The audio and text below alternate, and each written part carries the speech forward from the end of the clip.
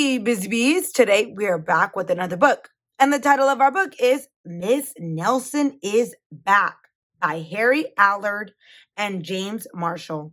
So let's pop open the book and fly through this adventure together. Miss Nelson is back.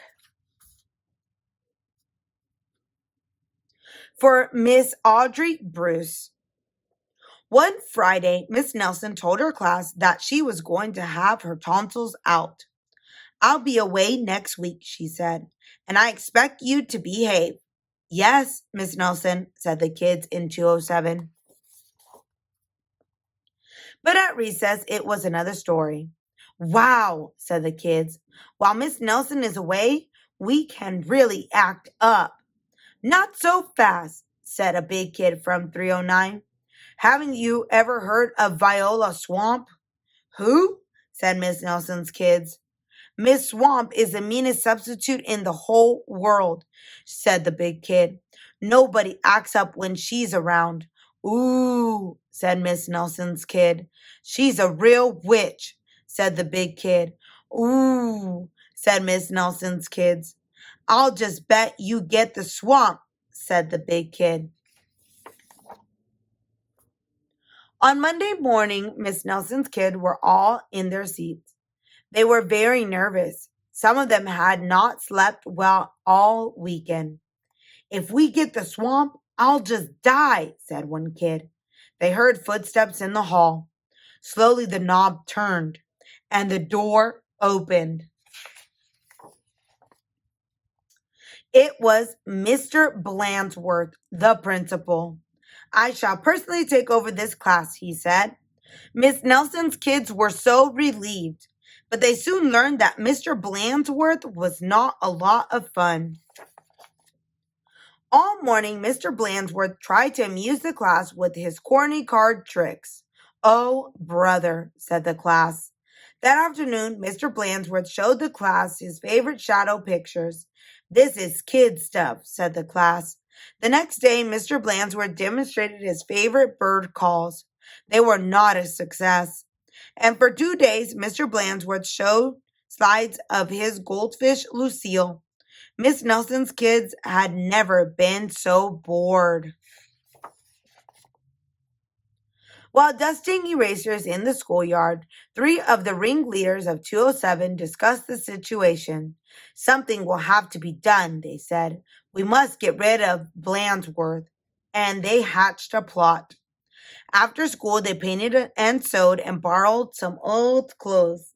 And they practiced some very difficult stunt work in the backyard. The next day, they weren't in class.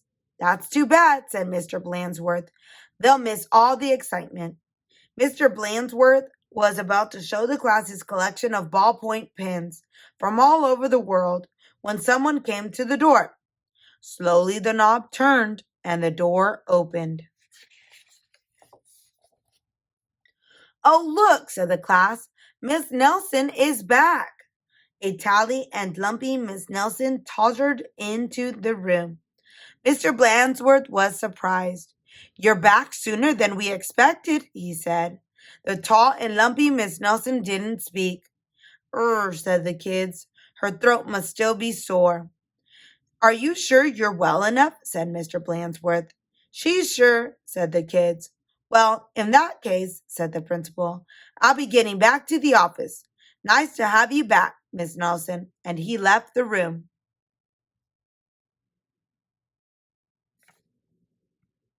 Hot dog, cried the class. We got rid of Blandsworth. Now we can just do as we please. And at the stroke of 10, the kids from 207 left the building. No one stopped them. They went straight to the movies, where they saw The Monster That Ate Chicago twice. This is really living, they said.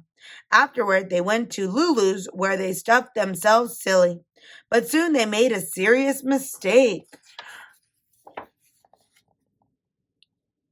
Heading back to school, they passed Miss Nelson's house. Miss Nelson couldn't believe her eyes. Those are my kids, she said in a scratchy voice. What are they doing out of school?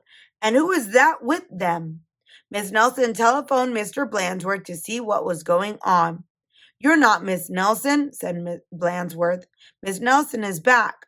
And he hung up. Can't fool me, he said. Said Miss Nelson. Something will have to be done. And she went to her closet.